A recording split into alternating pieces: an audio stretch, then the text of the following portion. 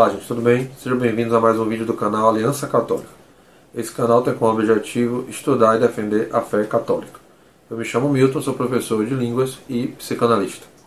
O tema de hoje é Santa Joana d'Arc, como ela foi condenada. Veja, a condenação de Santa Joana d'Arc também já foi uma das maneiras que eu já ouvi protestantes acusando a igreja e ainda fazendo deboche, dizendo tipo assim, queima a mulher, depois considera ela santa, fazendo uma espécie de um deboche, né, com a igreja.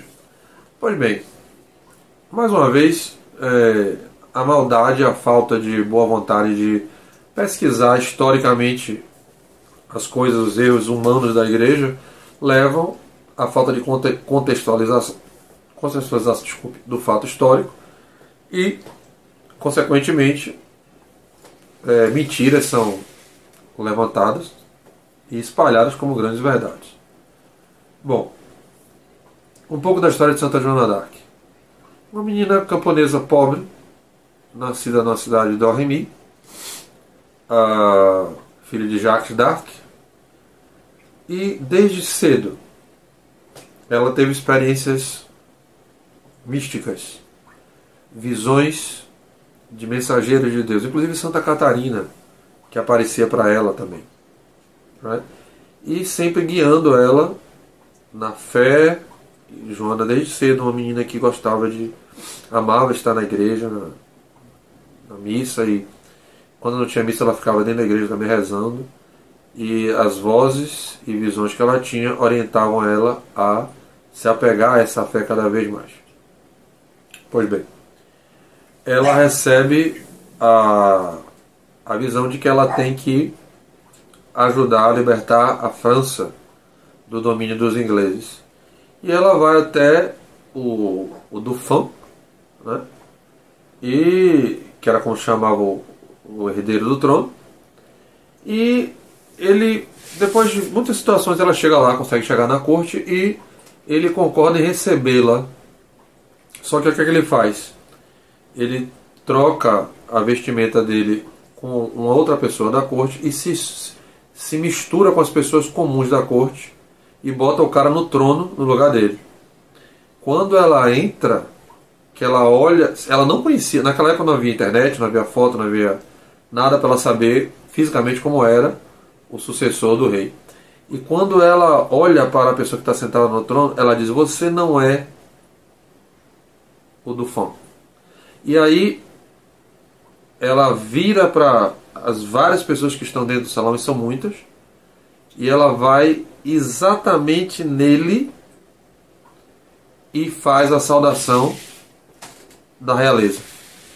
Ele fica maravilhado. Depois de um tempo, ele decide conceder a Joana um pequeno exército, e ela começa a ter vitórias extraordinárias, né?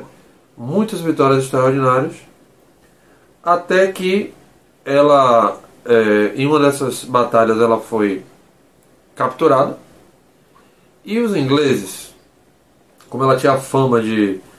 os ingleses começaram a ter medo dela, porque sempre que ela ia, e ela inclusive ela fazia o exército francês participar da missa, comungar, né, se confessar.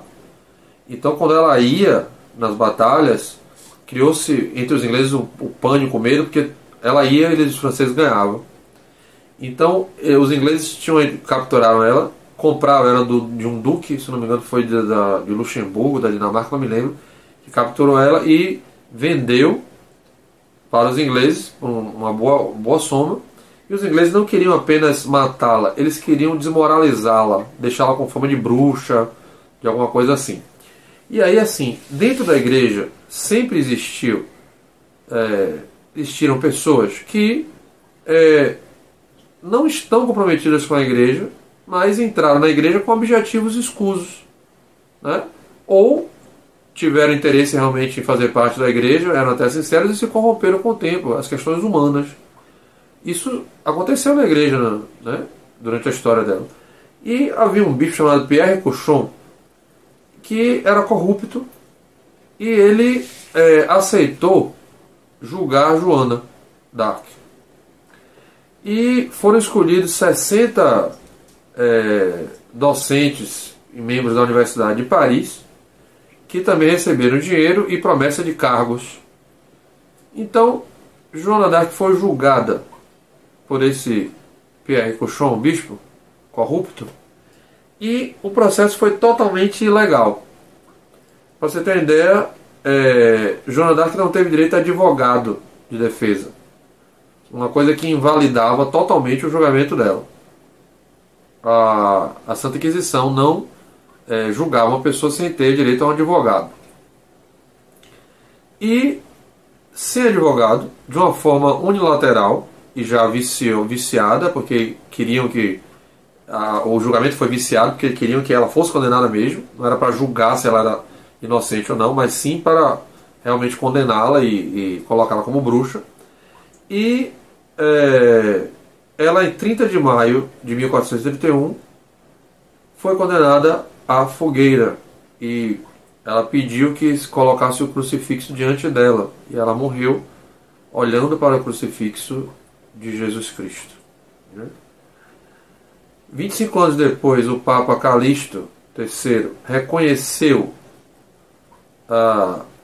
o julgamento como totalmente inadequado, errado e equivocado, anulou o julgamento, e ela foi sentenciada como inocente pelo Papa Calixto. E já no século XX, ela recebe a honra de subir aos altares como santa, canonizada pela Igreja.